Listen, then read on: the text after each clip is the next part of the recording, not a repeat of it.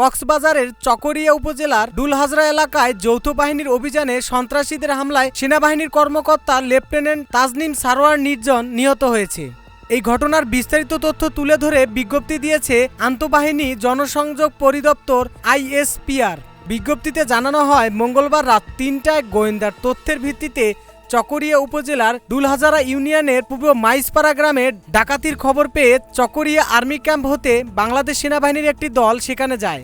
আনুমানিক ৪টায় মাইজপাড়া গ্রামে অভিযান পরিচালনা করার সময় ৭ থেকে ৮টি সদস্যের একটি ডাকাত দল সেনা টহল দলের উপস্থিতি টের পেয়ে অন্যত্র পালিয়ে যাওয়ার সময় লেফটেন্যান্ট তাজনিম সারোয়ার নির্জন ডাকাত দলের কয়েকজনকে তাড়া করেন। এ সময় ডাকাত দলের সদস্যরা লেফটেন্যান্ট তাজনিম সারোয়ার নির্জনের ঘাড়ে ছুরিয়াঘাত করলে গুরুতর আহত হন এবং এতে প্রচুর পরিমাণ রক্তক্ষরণ হয়। বিজ্ঞপ্তিতে আরও জানানো হয়, তাৎক্ষণিকভাবে লেফটেন্যান্ট তাজনিম সারোয়ার নির্জনকে উদ্ধার করে মালুমঘাট মেমোরিয়াল হাসপাতালে নেওয়া হলে কর্তব্যরত চিকিৎসক তাকে মৃত ঘোষণা করেন।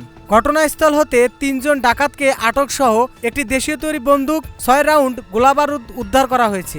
এছাড়াও ডাকাত সন্দেহে আরও ৩ জনকে আটক করা হয়। ডেস্ক রিপোর্ট, এই সময় টিভি, ঢাকা।